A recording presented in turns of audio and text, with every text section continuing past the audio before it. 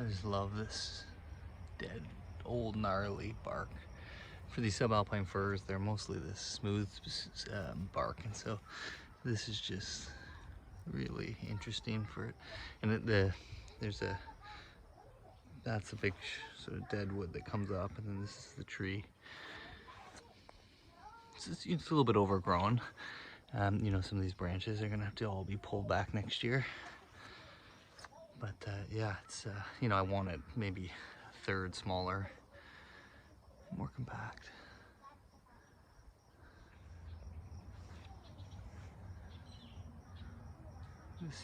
This is really difficult to get with a sort of small, compact subalpine fir. They just really elongate, and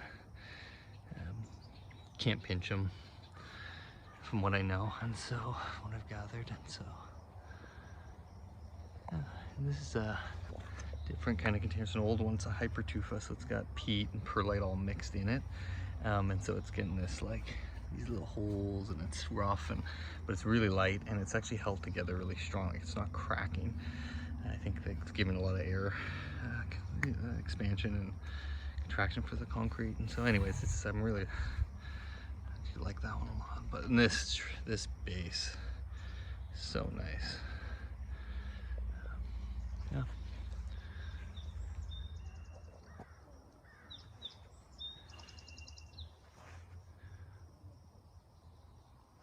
I love about this tree is the taper. It's hard to get taper, and that's just from old, like just gnarly bends from snow early on in its life, and just a rugged life. I got it in that. This is a new container I made this year. This is the dye is actually put in with the concrete when I'm making it, so it's a certain color that it is.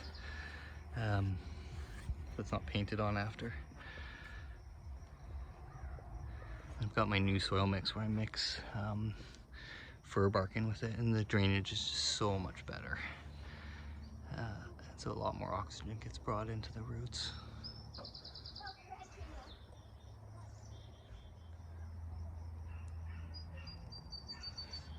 Subalpine forest. It's really shot out long. I mean, this is shaded out, and so look at the length of those compared to the previous year. So that was mistaken placement of the sort of composition, and kind of in the back shade, that back one, and also just as it gets all this new soil and it gets established, it's really starting to push out. But I have these little funky trees, and like I was saying, it's really hard to get a subalpine firs to grow small and compact. And so I just didn't know what to do with these little ones. So I sort of made them into this forest. And I like the gnarliness. This unfortunately is creating this bow, and it's leaning in. This needs to be leaning out. It does kind of create like a little zone through there, but you have that kind of gap over there I don't love. But other than that, I'm fairly happy with this sort of design. I love the gap between these two trees. It just feels like there's space in here, and you know, one day these trees will grow, and I'll just keep cutting them back and give something that looks even a lot nicer. But I do like the funky wild trunks versus the, you know, so often you're just getting all the straight trees in a forest planting. So this is probably one of my, I call it one of my champion trees. It's also been with me a long time. It's got some, maybe from the start. I acquired this one 5-6 years ago, and I've just been growing it, and look at that trunk line. I mean, that is just so spectacular. And this is the size tree I think you can really do well with. I think this size, you know, maybe a little smaller, but the smaller ones are really hard. And this one I've just been so hesitant to touch because it's such a nice tree, and it just, you know, has a personal value to me. And so, you know, I've just it's actually just grown way out. So, you know, like next year it needs to be cut back to, you know, that whole branch will be cut back. Made these two, you know, a lot of work, and I have a lot of interior buds now to work with, so I can really next spring do a nice trim on it. And this is kind of strange because I have this sort of strange root coming off flat in the back, and this pigeon breast right at the start, so it's not like an inviting base, but I actually don't feel like it deters It's an in-your-face sort of tree anyways, and so many of the branches come off the backside. So, and this just is this beautiful line. So, some of these zones just love. It's a nice drop branch, and yeah, in this container, I got it in this container 2 years ago. So happy to get in here, and I spray painted it this year. And I like the square ones because they're actually quite a bit harder to make in cement for me to get this thin line right and just have it feel good. You know, it's a bit thick. Like if there was a better line there, if this lip was smaller, I wouldn't have such a thick base, but it doesn't feel too thick for this tree. So.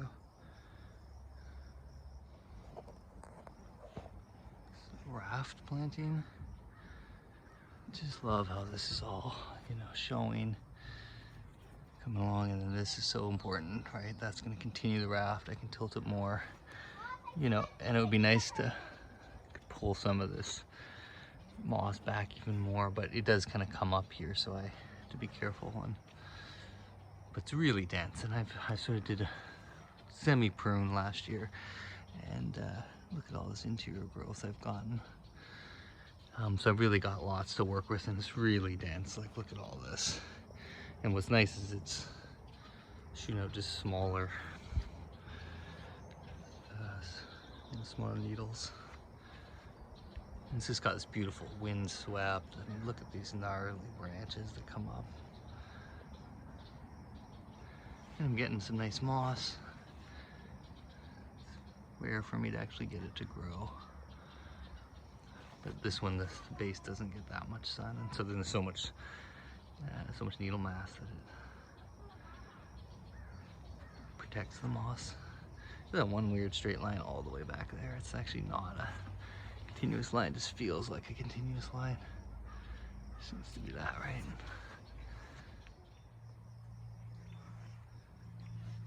It's a real slender design. Kind of a funky, like grippy base, which is kind of great for this because it isn't that thin.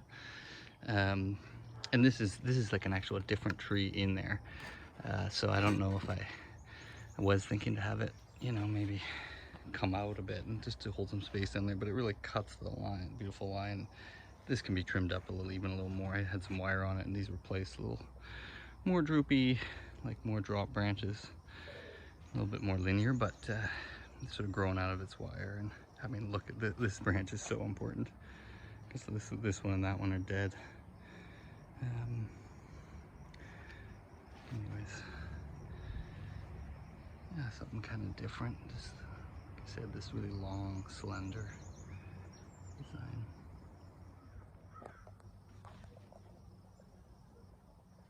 It's like a clump style almost, or multi-trunk. Quite overgrown. This is the thing. It's gonna be hard for me to keep these sort of what do you call it? Small and compact. These smaller Subalpine Fir, just because of the pinching and the lack of intense backbutting. Even though these backbutt way better than the Douglas fir, I'm just finding the firs are just difficult species to contain and keep into bonsai. But yeah, I really love this little clump. It's just this funky, really unique. You know, and eventually as the trees grow, I might be able to just you know, get it into even looking into a little nicer shape. But I really do like that. So kind of, you almost need to see this trunk a little more, but yeah, nice sort of design. It's growing out also. Last year was really when it was looking nice. But yeah, really great movement. You know, I have a few that are sort of in this size, and all of them have this this is what I love. It's just these little funky movements all the way along.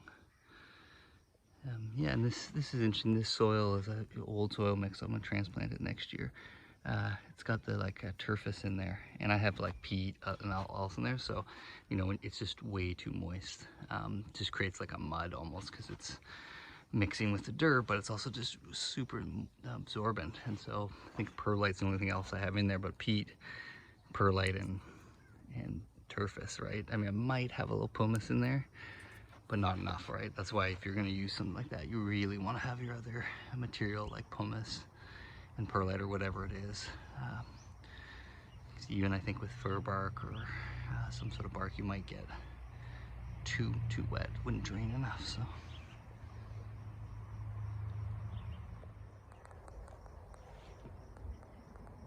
Twin trunk.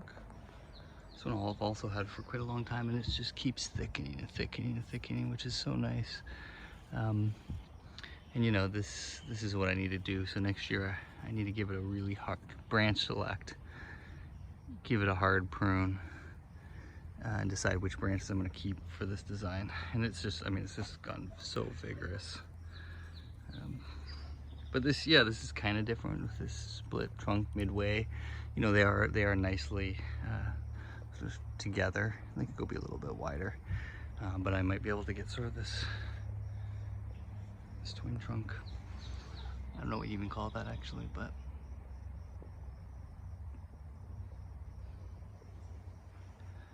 yeah. Another big one. This is probably the size that they could be growing at. This one I just transplanted this spring, and so it didn't do that well from the transplant. I mean, it's growing fine. It's pushing out lots of growth, and it's going to be fine. But you can see in the interior here, it's just lost so many needles, right? So it's just, you know, I can't quite remember what I did with the roots, but I must have reduced them quite a bit just to get them in there. I mean, luckily I have this kind of growth happening. You know, there's lots of these little buds, and so, you know, this will all come off here in the next couple of weeks. All these needles will die, and pluck them all off. But this is the size tree I think that would do good with Subalpine Fir. You know, more interior. It's obviously super leggy, and I just transplanted it, so it needs time to grow. But for long term, and you can see the bark, right, is just very smooth. And this is quite an old tree. Yeah, so this is a project, nice styling project for next year.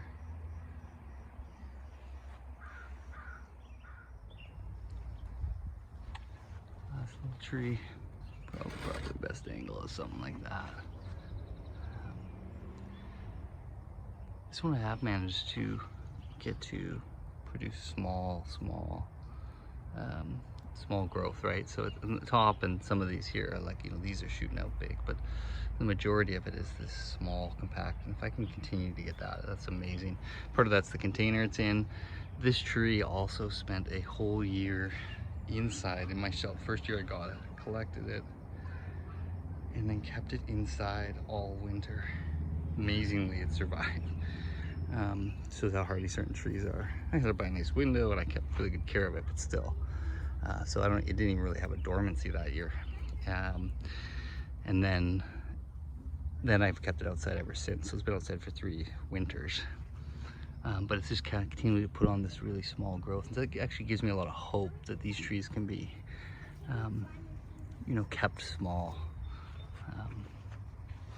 But again, like I said, it's been pretty difficult. I think it's just because I got too much soil, too much organic, too much fertilizer, and they're just growing like really strong like that, right? It's just too big, especially for this size.